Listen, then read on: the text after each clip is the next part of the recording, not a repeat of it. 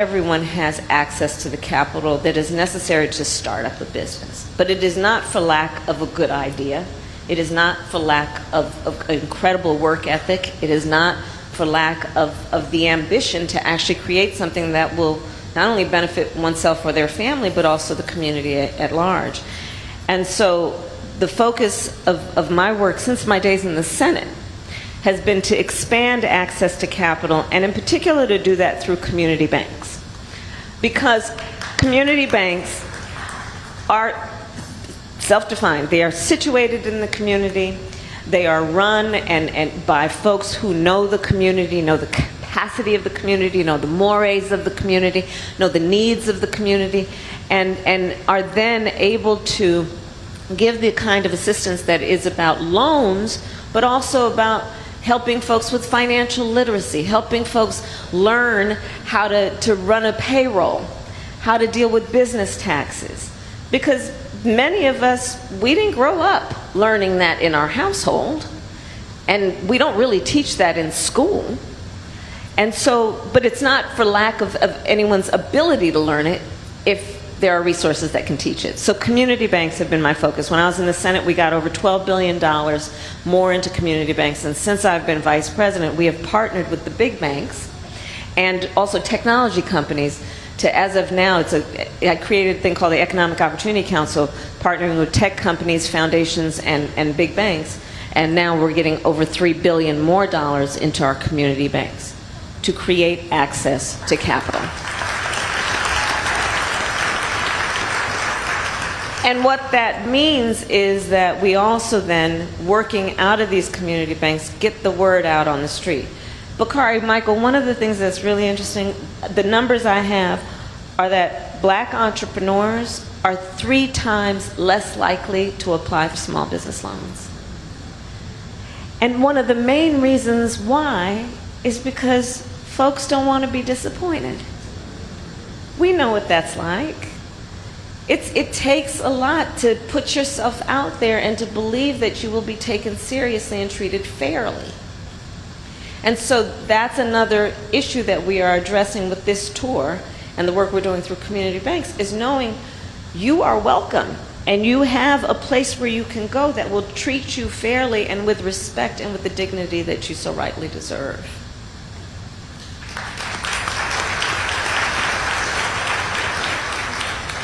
Madam Vice President, it's an honor to be here with you today. I think this tour is such a great idea, and I think just it's working, one. And two, I think it's always great for the people to hear directly from you what is happening, what is being done.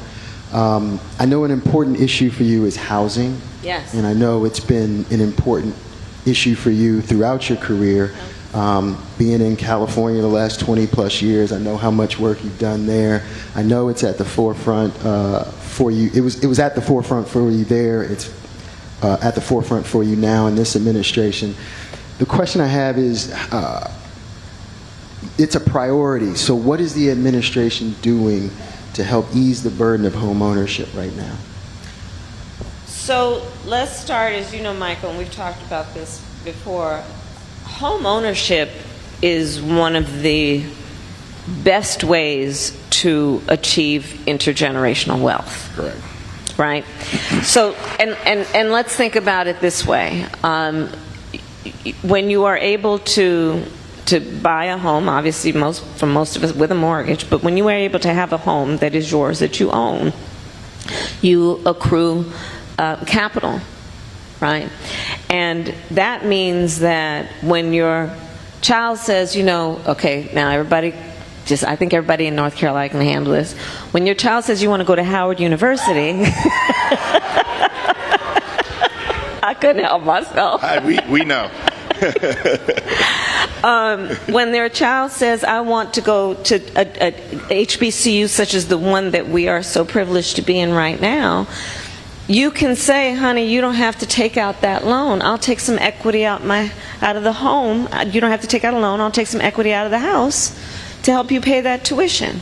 Or if your child says, I want to start a business, you can say, honey, I can take some equity out of the home and help you with some startup capital. Home ownership is one of the best ways that we achieve intergenerational wealth. We also know that it is one of the many issues where we have seen incredible obstacles for black families. We don't even need to go as far back as nobody got the 20 acres and a mule. Let's go to the fact that we recently celebrated D-Day.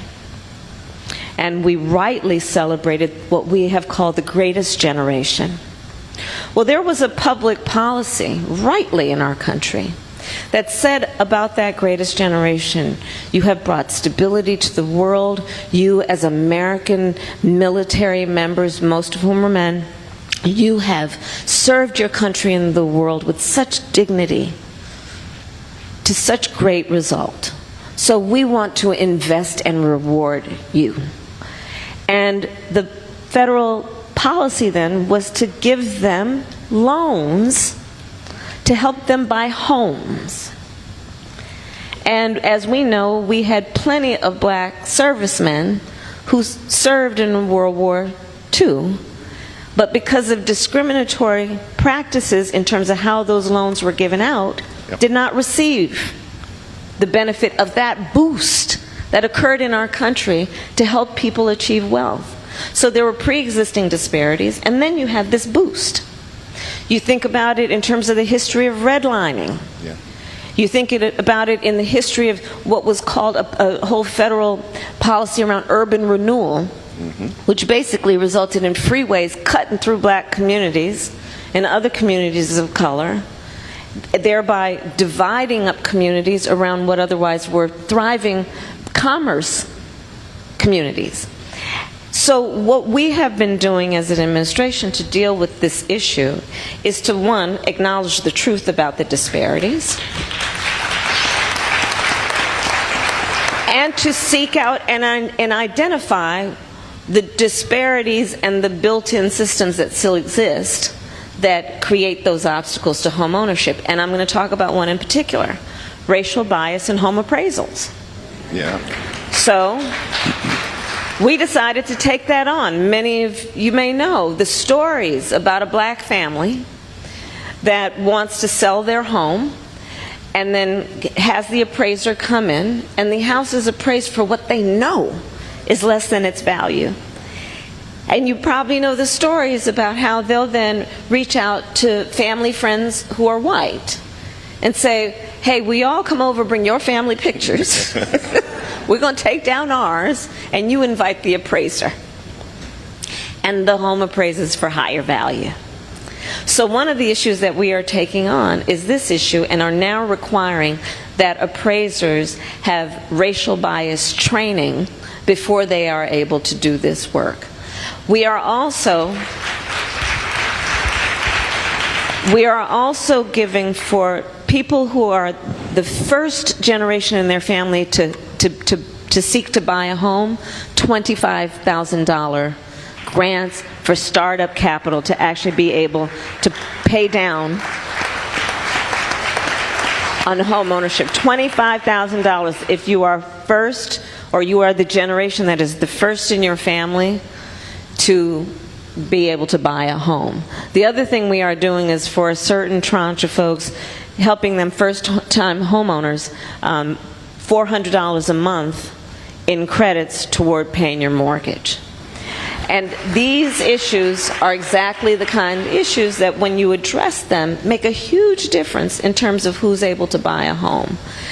And that matters. And you know, listen, this, you probably are sensing from the things that I'm describing, we have been taking a critical look at those specific pieces of the system that have long gone overlooked, that are, you know, that the story about the princess and the pea, that seemingly small thing that makes all the difference. These specific aspects of the system that have kept people from achieving their dreams. Another issue that we have been dealing with is federal contracts.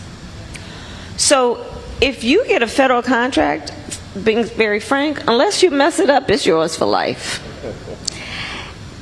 But what we know is that when you're talking about black entrepreneurs, black small business owners, less likely to have the relationships or know the process for applying for a federal contract.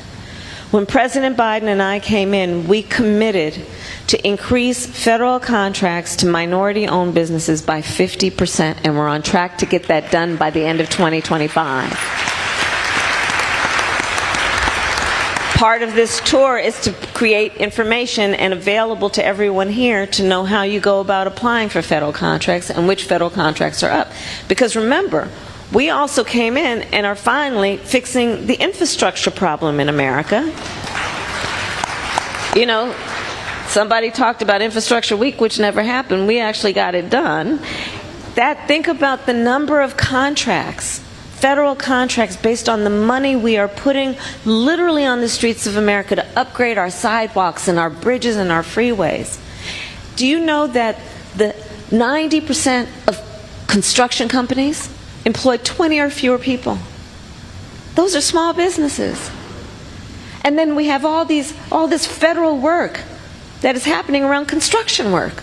We passed the Inflation Reduction Act. We're putting, by my estimate, $1 trillion on the streets of America in the next 10 years to deal with the extreme climate occurrences, adaptation, resilience, investing in a clean energy economy. Those are federal contracts. So when we make a commitment to increase by 50% federal contracts going to minority-owned businesses, think about what that can mean in terms of a boost to communities around the creation and sustaining of wealth and wealth generating businesses. Wow. It's amazing to hear it directly from her, isn't it? It's just amazing. One of the things you brought up when we first sat down was you talked about how debt is affecting people, whether it be student loans or medical debt. Yeah. How do you feel like the administration what is the administration doing to help kind of address these obstacles, and how can we move forward? Right. So debt is probably one of the biggest issues that holds people back in our country. And we decided to take it on because, our philosophy is that we want people to not just be able to get by, but get ahead. And debt is one of those things that holds people back from getting ahead. So we decided to take on, for example, the issue of student loan debt.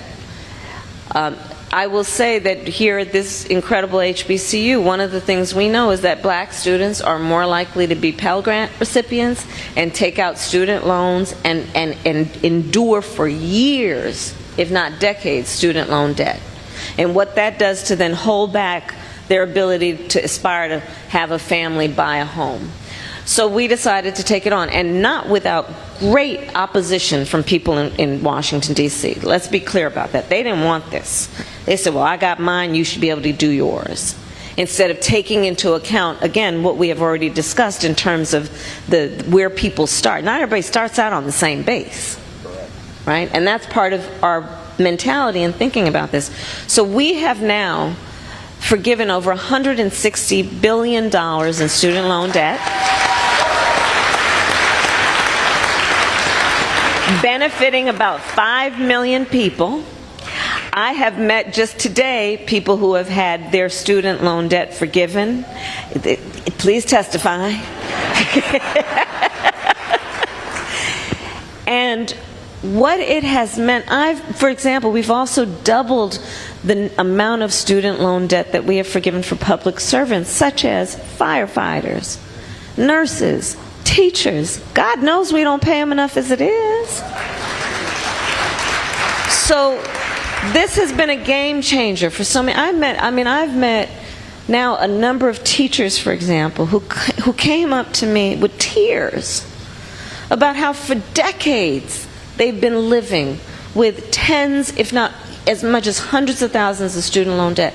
But they loved teaching so much that they would not leave the profession, but they would tell me about other teachers who just couldn't afford, with those salaries being so low, and that debt, to get by.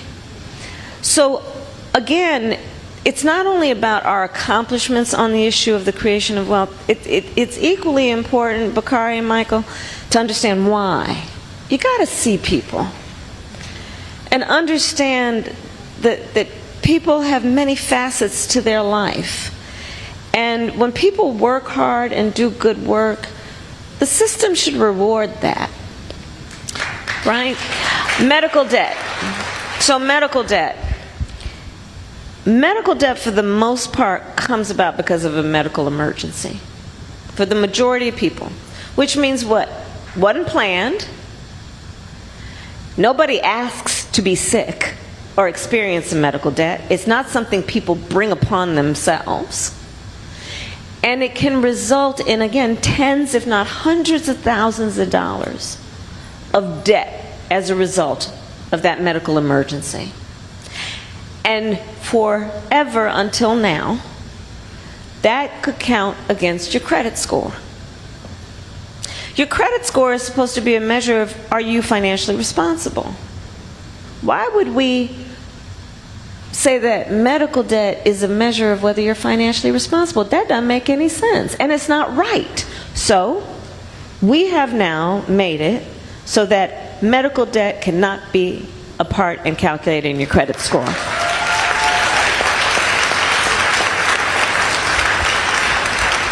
And you know, now because there's so many apps, most people know their credit score, like you know how much you weigh, right?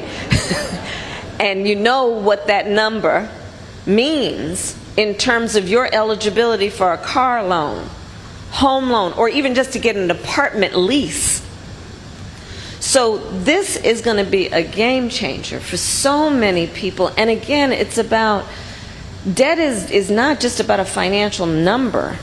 It's about how it weighs on people to keep them back when they're working hard and want to move forward. And so I'm particularly proud of what we've done on medical debt. I must say, as a point of emphasis, because again, to the opinion leaders, I need your help. On the student loan debt piece, please remind people to apply for it and not think that, oh, if I apply, I'm not going to get it. I've met a lot of people who have told me that. I didn't apply for it because I didn't think I'd be eligible. One. Two, please help get the word out. You are entitled to student loan forgiveness even if you did not graduate. Help us get the word out. Because again, it's about creating public policies that are just logical. So what's the logic in that? Okay, a lot of people drop out because they can't afford to pay tuition. Yeah. And before they dropped out, they were taking out student loans.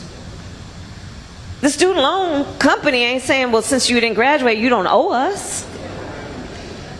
So people who had to drop out still owe that debt. So that's why we created the policy, to be intentional, Bakari, to be intentional. Even if you didn't graduate, you're eligible. You know, I'm going to use just a slight bit of personal privilege because you talked about being intentional for this last question. And I think that the White House and yourself have been very intentional about having Michael and I lead this conversation. Yeah. And why I say that is because having black men a part of this conversation is so very important. And we need the individuals who are under the sound of our voice to go out and be apostles of the good news. Yes. And so when people ask, what is the White House doing about black men, you can say that we had a conversation about economic mobility and was very diverse in our thought. And also, I saw some Jack and Jillers earlier today. I know they're having their convention this week. But this is a room full of, and I hate the word future leaders. I hate that because they're really the leaders of right now. Yep. And you're also intentional about doing this at an HBCU. And this institution is one of the greatest HBCUs. Now Michael may not know this, but the greatest HBCU is Morehouse College, but I digress. But what would your advice be? You do you, Bakari. You do you. Howard's in the top 10-ish. So, what advice would you give this room full of the leaders of right now? Not future leaders, but these young people who are the leaders of this moment that we're in. The first piece of advice I have is dream with ambition. And never apologize for your ambition. Never apologize for that. It is a good thing to have ambition. I will also say this. I eat no for breakfast. I don't hear no. And many times in your life, you're going to hear no. Someone is going to, maybe even many people say to you, oh, it's not your time. Oh, nobody like you has done that before. Oh, they're not ready for you. Oh, and then I love this next one. Oh, that's going to be hard work. Really? Don't hear that. Don't ever hear that. And I've got a whole lot of advice. The other piece of advice I would offer, so you just open that up. Many times you're going to find whether you are in a boardroom, a meeting room, in a room where you need to pitch, where you're going to be the only one that looks like you in that room. Mm-hmm. And what you must remember, and I'd ask you to look around this room right now, what you must remember is you are never in that room alone. We are all in that room with you, expecting that when you walk in that room, you walk in chin up, shoulders back, understanding the voice and the voices that you carry that are so proud of you being in that room and are applauding your presence in that room. That is critically important. That is critically important. You got to be able to see what can be unburdened by what has been. And never allow yourself to put any barriers on yourself based on other people's limited ability to see who can do what. That's their problem, not yours. Yes, ma'am. Before you do the rope line, may I ask you for a favor? Yes. It's Michael's favor. Can we take a selfie right here? All right. Absolutely. Thank you so much. Oh, but I do have one more thing. A week from today is Juneteenth. And I would add, so we have decided, and I have issued a call to action. It's our newest federal holiday. I was proud as a member of the United States Senate to sponsor a piece of legislation to make it a holiday. And a lot of people have been wondering of the various ways that traditionally Juneteenth has been celebrated, as now it is a national holiday, how do we do it going forward? And what I'd ask is everyone to consider, in addition to your normal tradition for Juneteenth, think of it as a day of action to register people to vote. Please. Thank you.